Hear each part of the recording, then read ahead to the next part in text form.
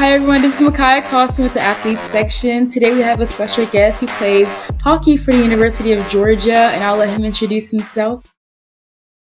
I'm David Eberly. I'm a fifth year senior, journalism major, and number two on the Georgia Ice Dogs. Nice. David is also an Atlanta native, and like you said, he's a fifth-year senior at UGA. He plays the fourth position for the Ice Dogs and is studying journalism. So that's pretty neat. Are you glad? Yeah. Because you're in Grady, right, for journalism? Yeah, I actually finished up the last of my Grady stuff in the spring, so I'm officially done with it, but I guess technically I'm still in it. Okay, nice. So me and you have both that in common, and also I was a fifth-year senior last year, and I think it was one of the best decisions I've made after coming to UGA. Yeah, it's interesting because my decision wasn't really I guess part of it was choice based and part of it wasn't. I transferred in to UGA during my sophomore year, and with the hockey on top of it, I decided to take a little bit less class load. So I was only taking four classes a semester. So I would have had to take this fall semester anyway, but I just decided to stay for the spring as well. I mean, I'm Okay. here, I'm paying rent. I might as well just Right. add some more. Yeah, might as well get the full experience of the spring as well. So that's cool. Yeah. That's kind of close to me. I also transferred in, but I transferred in my junior year. And I wasn't a journalism major at first, so I had to apply to get into Grady. And it was like, okay, but if you get in, you have to take another year. And I was like, do I want to do that? And I did it, and I loved it. It was tough. Yeah. That last semester got me. We was talking about that a little before, how like we were kind of expecting our senior year to be kind of more like smooth sailing. And Mhm. I guess in some ways it was, but like I feel like when it came down to the workload, because you're in your capstone courses and then just other things you want to have like done before you complete everything, it just becomes like a lot at once, I feel like. Yeah, I 100% agree. I had, yeah, last semester even, I know like normally I take like four, but I had to do my Grady capstone with News Source, and that's like a whole day commitment, 2 days out of the week. So it's like Yeah. at that point I could really only take three, and even then I was really struggling because that was a lot. But hmm I bet yeah, it's a lot. They're getting this, but it feels so yeah, rewarding at the end. I feel like. yeah. Oh, for sure. I definitely feel it's definitely a sense of accomplishment. I think just because of how Yeah. much stuff that I guess we have to do as journalism students. So Yeah, exactly. And then you're an athlete on top of that, so I know you have a lot going on with that. yeah, time commitment is really hard. I think I know even just my first year on the team, it was very much a conversation I had to have with myself where it's like, do I want to keep doing this or do I want to try and switch to something that maybe isn't as much of a time commitment? Because journalism really isn't, it's not, I guess, intellectually as challenging for some people. I mean, I Right. guess like for me specifically, the way my mind works is I'm very like reading, writing oriented. I'm not very good at numbers, not very good with the science stuff.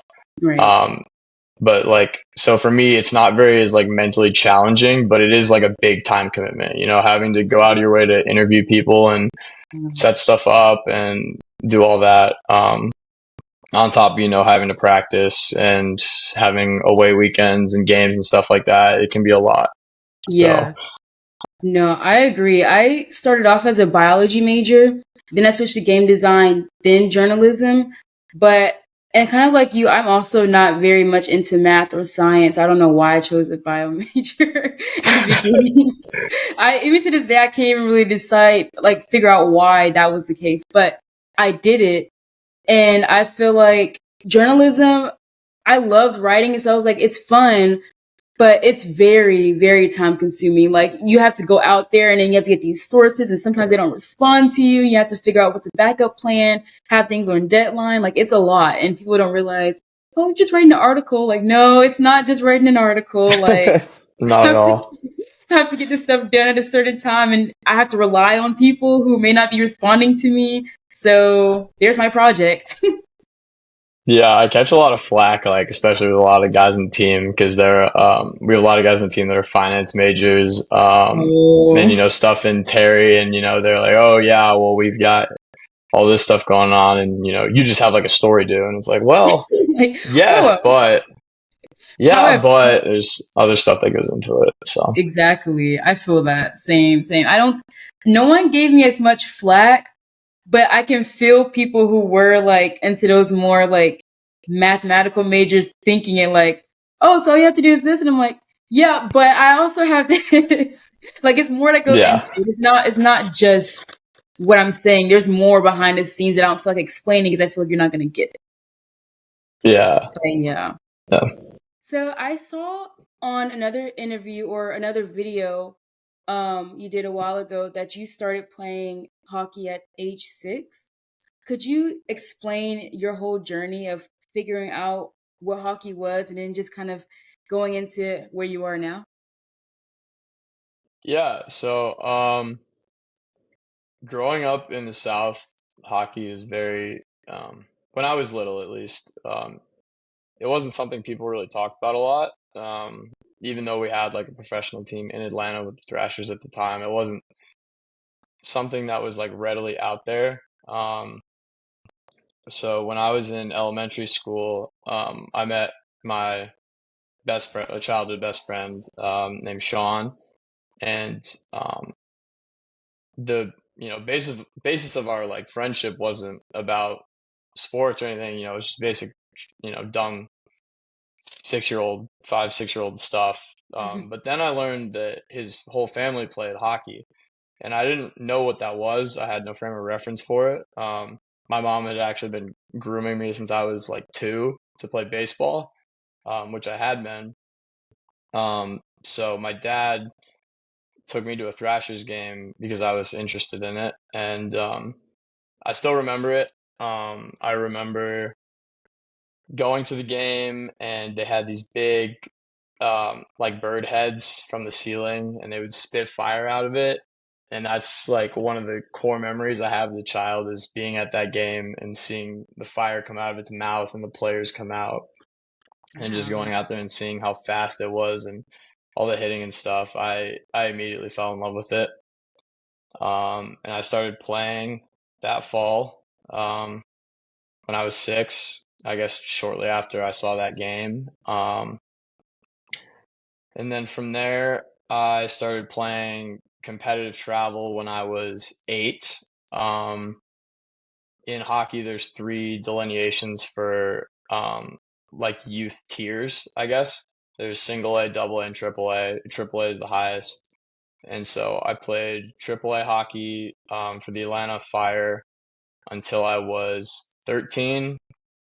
And then um, because there weren't enough AAA teams in the state or enough competitive teams they could field for my organization, they had to drop it to double A, which is the next step down. And so I played double A up until my 18U year and then came to Georgia, and that's where we are now.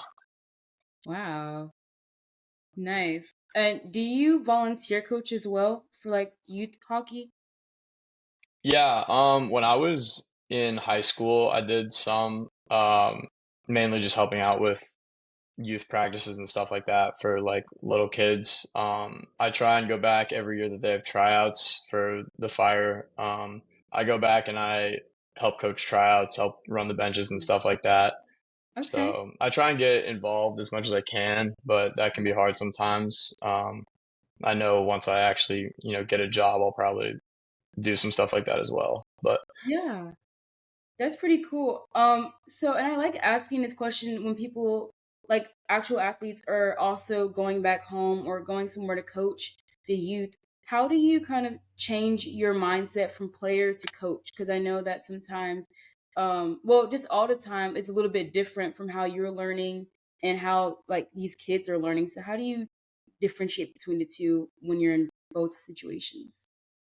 I think it's kind of funny because the kids that I coach when I go back, they're usually in their foundational steps with hockey. Um, it's not like any other sport where hockey's on skates, and the ability to skate quite literally consumes the most of what you learn. Um, I guess from a structured standpoint. So when you go back, it's really just remembering all the things, I guess, in order that you learned as a kid, and you're trying to like think about how you learned and like what was effective for you, and maybe like how to help these kids like understand, because they don't a lot of times have full comprehension of like their body and like the way that their body needs to move in order to efficiently do movements. Right. I guess so. Trying to relate to them and get them to understand, what they need to be trying to have their body doing, even though they don't really understand it sometimes. Or in some instances with older kids, it's more they don't understand how the drills that you're doing relate to an in-game situation. So trying to piece together concept with real application, Mhm. that's like the part that is probably what I think about the most. Because I Mm, think now I'm at a point where you get to probably your high school ages and you start to understand like, okay, this makes sense, this is how this correlates with this. But when you're that young, you don't really get that. And I think that that's something that is really important that yeah. kids understand. Yeah. That makes sense. What's the youngest and the oldest age you've taught? I think the youngest I've taught is probably 6 and 7 year olds, the oldest Oh, being wow. probably 10 to 12 age range. And a lot of it hasn't been, I guess, consistent. Like I'm on their team coaching. Like it's been summer camps and, occasional practices during the week, but it hasn't been like on a consistent basis with any team. Right. Okay. That's pretty neat then. That's pretty cool. I like that. And I guess, yeah, like you said, skating has is the main component of it. So like if you know how to skate, that's already like a big chunk of it before you start learning the actual foundational concepts of, hitting using the puck and all of that stuff. So wow, that's pretty neat. I like that. Um, how for I guess new hockey fans or people who are unfamiliar with the sport, um, what are some things they would need to know before going to their first hockey match? Ooh, honestly, I think it's probably better. I've I've thought about this a lot because it's something in the South you try to introduce like your friends to from other circles, and you try and introduce like other people to, Mhm. and they always kind of come out of it with I don't understand what's going on, but I had fun watching it. Right. So honestly, when I tell anybody to go to a game or like suggest that they like watch hockey, I don't explain anything to them. I just basically just say just sit there and watch it and enjoy it. Um, Okay. because I think in the frame of sports, I mean, it's kind of obvious to understand like, okay, the puck goes in the net, you get a point, the most points wins, like that type of thing. Yeah. So everyone can pick up on that, and that's really like all you need to know at first. Yeah. Because I think any sports fan going into anything, if you try and dissect too much before you're actually invested into what you're watching, Mhm. you don't want to do it anymore. Yeah, I it's think you need overwhelming. to, yeah, it's extremely overwhelming and you're trying to do too much. Like just sit there, enjoy it, have fun for what you can understand, Right. and do that a few times. If you don't like it, then you didn't learn anything that you didn't need to. If you do like it, then maybe come back to me and I can teach you what it is. But you Right. have to be actually interested in it before you can try and learn about it. That's a good point. I remember me and a few of my friends were actually planning to go watch you guys. I think it was last season. And something happened where we weren't able to. And I was so upset because I wanted to go and like watch y'all and support because I heard y'all were really good. And people were already talking about it. So I was like, okay, we're gonna catch one of these matches, and we didn't get a chance to.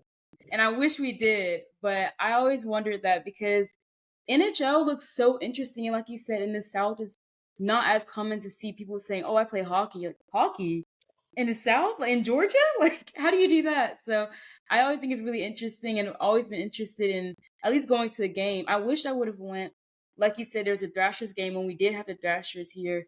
I wish I would have went to a game. At least say I went and just, witness it and experience it because it does look fun. So I don't know. Hopefully, I get to go to a game soon because it does look like it's a really fun game to experience and just enjoy. Yeah, and I think that's like a lot of people that especially come out to our games because, Georgia's predominantly a Georgia native school.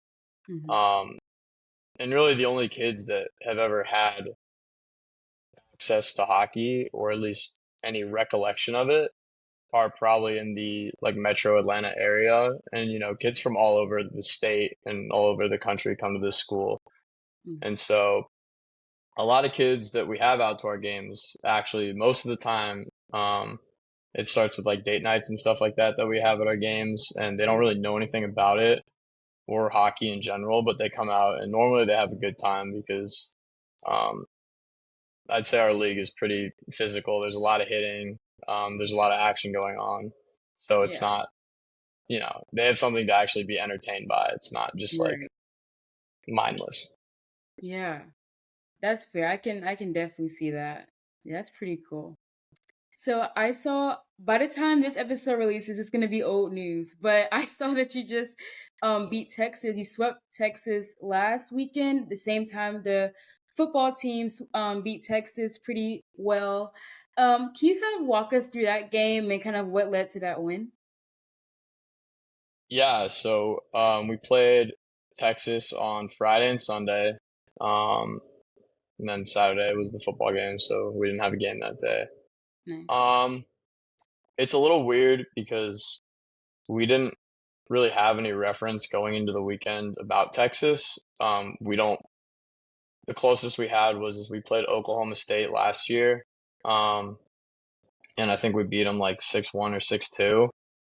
Um, or actually, I don't even, yeah, I think it was last year. We beat them 6-1 or 6-2, and they play each other. But other than that, we don't really have we didn't have a reference point for how good they were or I guess what type of talent they had on that team.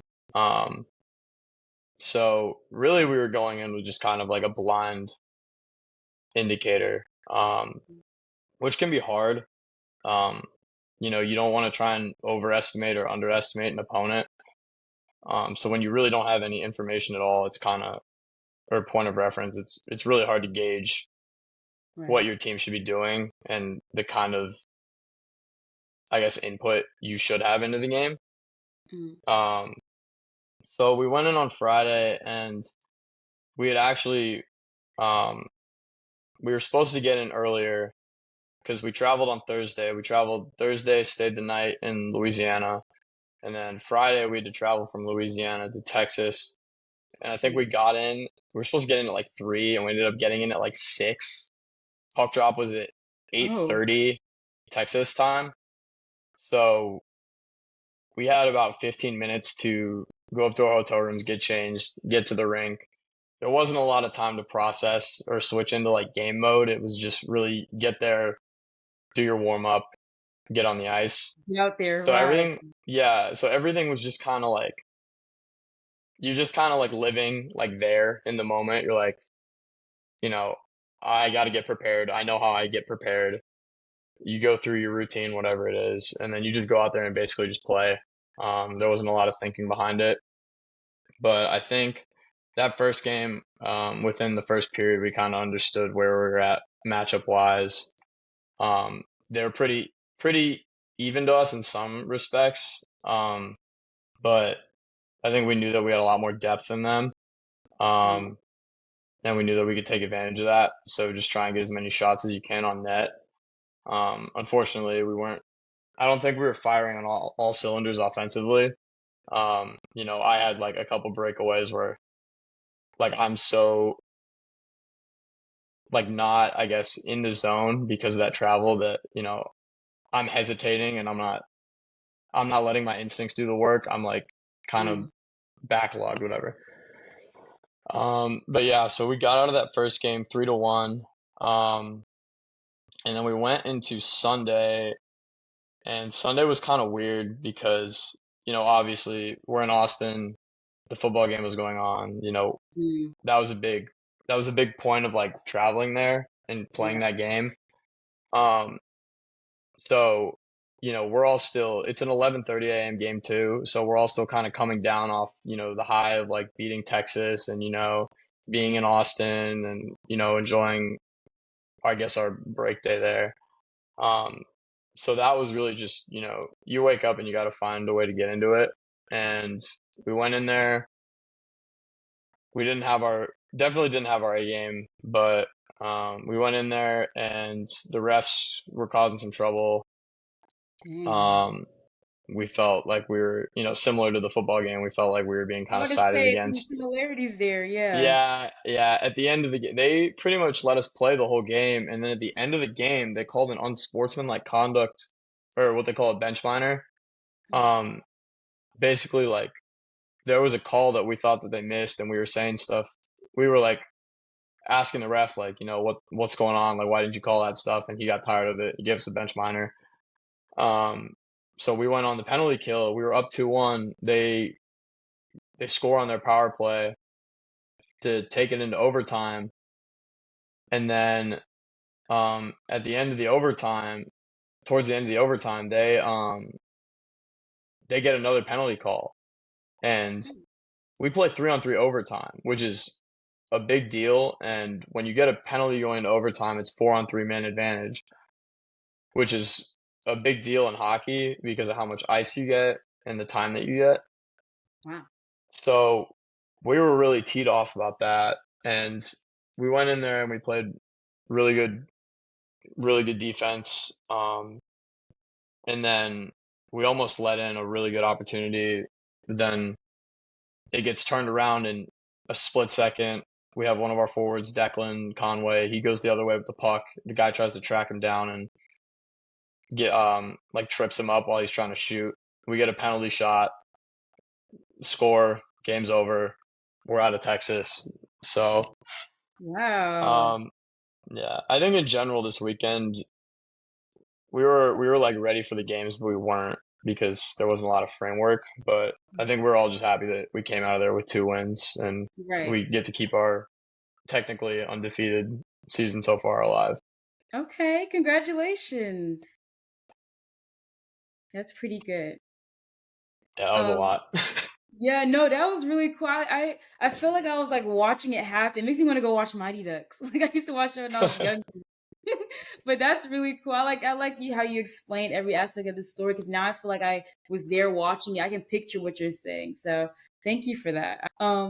So do you ever kind of wonder how your life would have turned out if you would have stuck with baseball? I know you said that your mom started grooming you in baseball since you were 2, and then you switched to hockey. And but you're really young at both stages of life. So do you ever wonder what baseball would have looked like for you?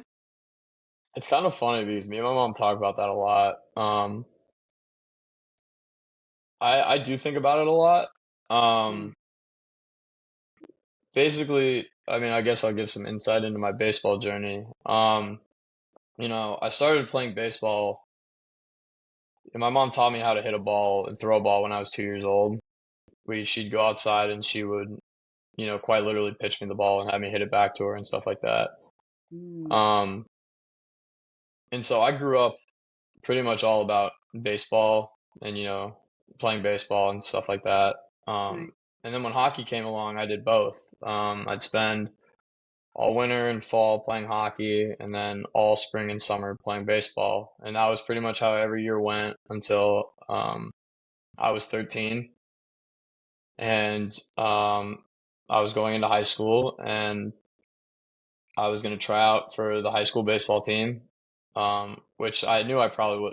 You're a freshman, you're probably not going to make the varsity team, but I played middle school ball um, for the feeder school. And so I went in there and I talked to him and I just basically said, hey, I want to play hockey and baseball. Is that going to be possible? And he basically said, no, you're going to have to pick one. Oh. Um, and at the time, I was a lot better baseball player than I was at hockey. Right. Um, and I think I knew that, but I also knew that I loved playing hockey a lot more. Mm, Um, I loved baseball and I still do love baseball, but the thrill that I got when I played hockey was unmatched, and wow. everything that I've done with hockey was just so much more than the baseball that I was just like, I don't, I knew that I wouldn't be fulfilled if I had quit hockey. Right. Wow. Um, yeah, it's a weird thing to think about because I've had teammates in the past that have gone the other way. I had a teammate growing up that was really good at hockey. Um, and he was in the same thing where he played hockey and baseball, and he was able to do both for a while, but then he just decided, he liked baseball more, and that's what he wanted to do, and he ended Mm, up going and playing. I think he's still playing Division 3 at UNG. Um, okay. but yeah, I don't know. It's just interesting. Yeah. It is interesting. It's like really with anything, you think about all these choices you had growing up, and you're like, oh, what if I would have chose this instead of this? What if I done this instead of that? And you wonder like how your trajectory would have turned out at this point. But I think it's nice when you can kind of reflect on that, but also think about, but this makes me happy. This is really great. Like I'm enjoying this, and I feel like I have a bright future ahead with this. So that's really nice to reflect on with that. Yeah, and I think ultimately, like, I'm probably, I mean, I don't know, but I feel like really happy where I am right now. I love being at Georgia, and I love my teammates, and I love that, I still get to play hockey and I still get to, have fun and, Yeah. play the game that I love. So, Right. yeah. That's good. I'm so glad. That's always, that's really what it's about when you're just happy doing what you love. Yeah. So I do have a two-part question. I want to know what prompted you to play hockey at UGA. I mean, obviously you really love it, and so once you found opportunity, I'm assuming you was like, oh, let me try out. But I want to know how that went for you in deciding to go ahead and play hockey at UGA. But then also, what are the pros and cons of club hockey in general at college? Oh, I love talking about this. Nice. So in hockey is different than quite literally every other sport there is. In the United States, or I guess in the United States and Canada, kind of. Um, for most players that want to continue playing hockey, or I guess all players to a certain extent that want to continue playing hockey at a competitive level or even collegiate or professionally, there's this intermediate step called junior hockey. That's like ages 16 to 20. You age out at 21 years old.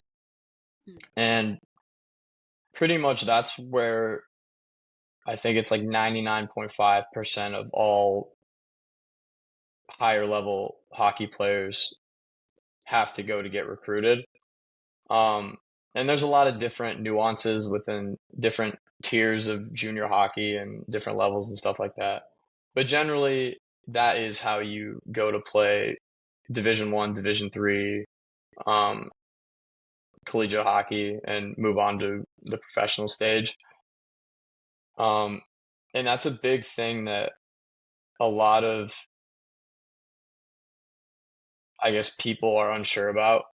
Um, and in my family, it was very much when I got to um, my senior year of high school, um, I had the opportunity to do a few different things, both in juniors and play some more AAA hockey at good organizations. Um, but ultimately, my parents wanted me to finish high school where I was and stay in school. Mm, Um, and I'm not gonna lie, I really resented them for that. Um, in the moment, I didn't want to stay in Atlanta. Um, mm, I wanted to go elsewhere to play. Um, I thought that, I knew I probably was going to play Division 1, but I knew that I could probably maybe play Division 3 if I had that development experience, I guess. mm-hmm. And so, um, basically at that point it just came down to, what college you're gonna go to, what are you gonna do with your life type of thing. And I'd always in high school, my teachers were always told me I was a good writer, so I was like, okay, well, I might as well try and make a living out of my love for sports and my ability to write. So I decided on journalism, and once I decided that, my parents kind of made it very obvious to me that you you can go out of state, but we're not going to pay for it at that point because the University of Georgia is right down the street, Right. and they've got one of the best journalism programs in the entire country. That's So, true. and they have a hockey team that you can play on. And at that point, I had no idea about Georgia's team. I didn't know that they had a hockey team. Um, I asked my old coach about it, and he basically told me that they were terrible. Um, but that yes, they did exist. And I went to a game, and it was fun. It was exciting. I went to a game that they had against Kennesaw State, where they lost in a shootout, and it was exciting and everything. But I saw the level of hockey that they had, and I wasn't like excited about it. Um, Mm. and so, I very resentfully applied to Georgia, and I applied to the University of North Georgia, Oconee, um, because ultimately it was, I had to go to Georgia. There wasn't really a choice.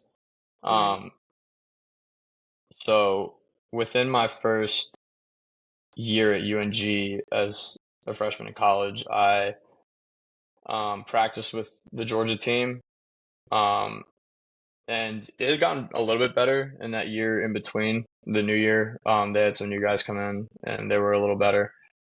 Um, but ultimately, it wasn't like a standard of hockey that I was relatively used to. Um, and I was very like upset about it still, and I really didn't enjoy it. But then I found out that um, one of the kids that I grew up in, um, I went to middle school and high school with him, and I played with him all through my youth, with and against him. And I like hung out with him every day in high school type of thing. He was like my friend. His name's Leighton Poole. He's still on the team now, but I learned that he was at UGA. I just didn't even know it. He was at UGA doing it online and playing juniors.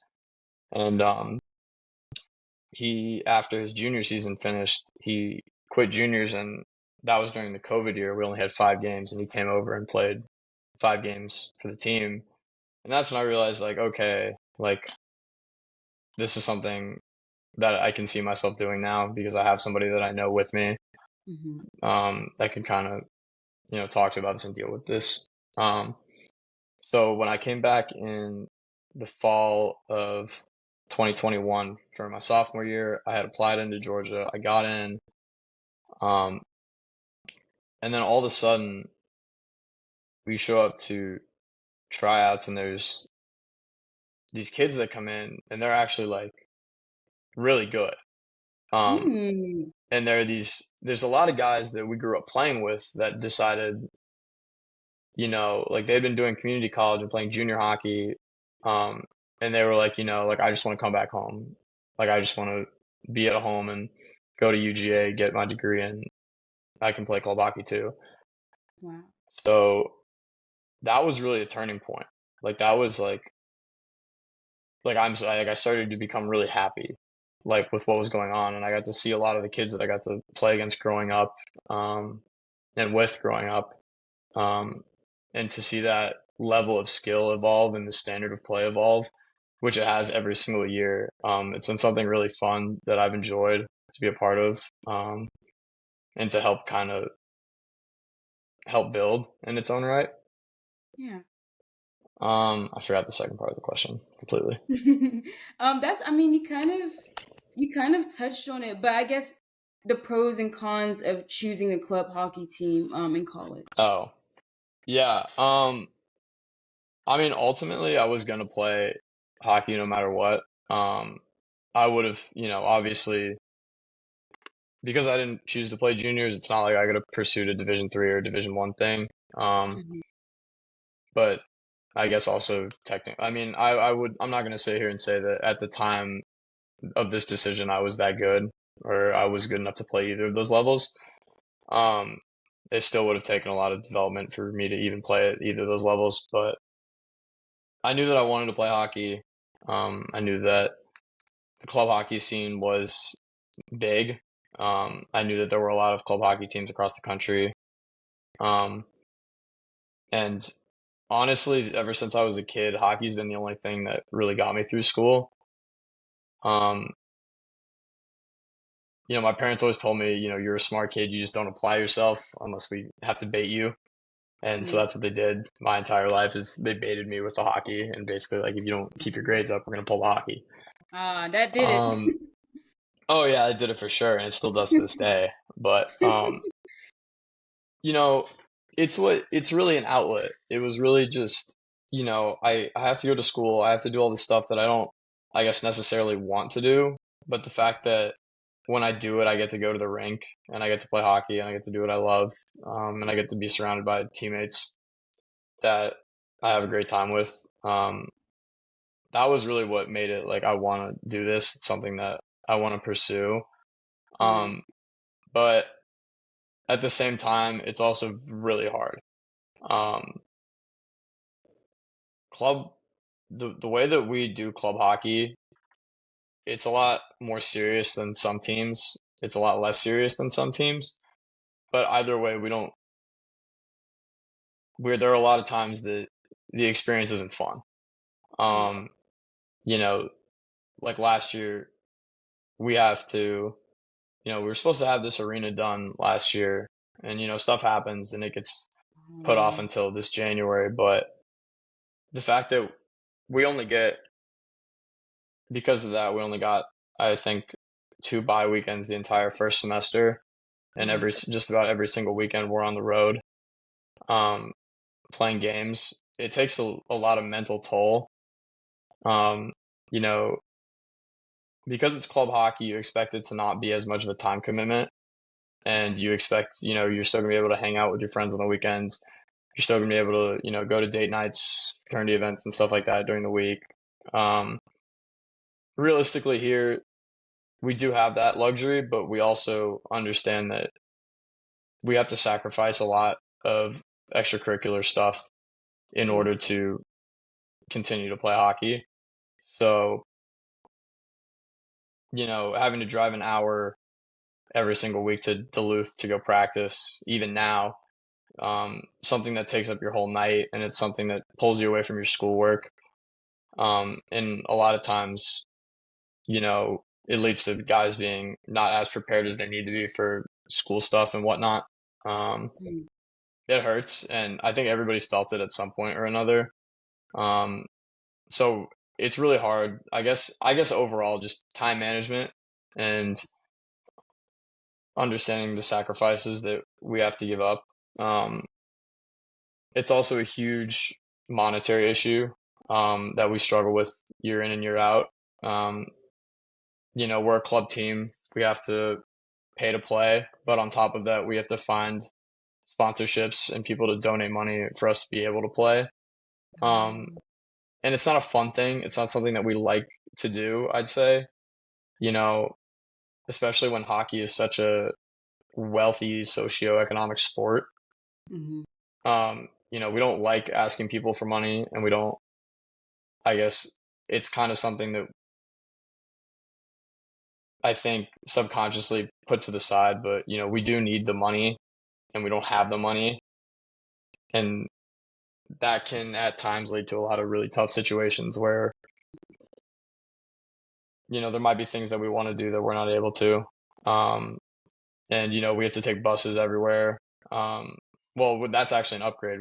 They used to have to take vans and stuff, but mm. we really have to fight for every inch that we get. And at times you don't see it, but at other times you do. Um, so that can be tough sometimes, I guess. Wow, that is so interesting. I didn't realize how, I guess on both ends, where it can be like it's very rewarding and a great incentive to hang with your friends and be on the ice and just do what you love. Of course, I knew club definitely takes up a lot of time. But then also, like you said, the monetary issue, like people don't realize that that's something that you guys have to struggle with while being on this club team and traveling and playing. So, wow, that's so interesting. I'm glad you was able to explain that to us. So thank you. We are getting a little bit over time, but that's okay because you gave us a lot of insight, which I really enjoyed. But I do have one more question for you. What is your advice for athletes who are going through or have gone through, you've gone through your journey? That's tough. I definitely say um, to rely on your sport as much as you can, as long as it's something that you still love to do. I think that even in these past 5 years of college, there's been a lot of rough stuff I've gone through. There's been a lot of personal issues I've gone through. Um, and the ability to show up to the rink and be able to know that I'm going to go out there and play the sport that I love and have that time away from reality, that like little escape every week or, every weekend. Um, it's done a lot for me and it's really helped me, I guess, balance and put some perspective into a lot of the things in my life. Um, so yeah, I mean, that's as long as it's something that you still love to do and it's something that you continue to strive to do, something that, you think about all the time, you can't get out of your head, definitely rely on it, lean on it, use it to the ability that you can in order to help you out through the tough times and through the good times. Wow. Thank you, David. That was really great. I appreciate you coming on here and just explaining all of that to us. Like it really gave us insight because I've never interviewed a hockey player, so this really gave insight to the world of hockey and a glimpse of your life and just your story. And I appreciate you being willing to come up here and tell it. So thank you so much for that. Yeah, thank you for having me. It was fun. Of course, it was really fun. Literally is like 40 minutes. I was like, oh, but it went by really I could smooth. sit here and keep talking about this. I love talking about hockey. I literally have like 7 extra questions I added on here, and I was like, we may not be able to get to all of these today. Where can the people find you on social media? I'm on Instagram at David_Eberly, and I also highly encourage the people to follow the UJ Hockey Instagram, TikTok. Follow it. Um, You heard it. yeah, yeah, they've got Yes. some interesting stuff on there. Nice, nice. I'll make sure I follow it as well. That is really great. Well, thank you, Dave, for coming on here and telling your story and talking to us. I really enjoyed it. Yeah, thanks so much.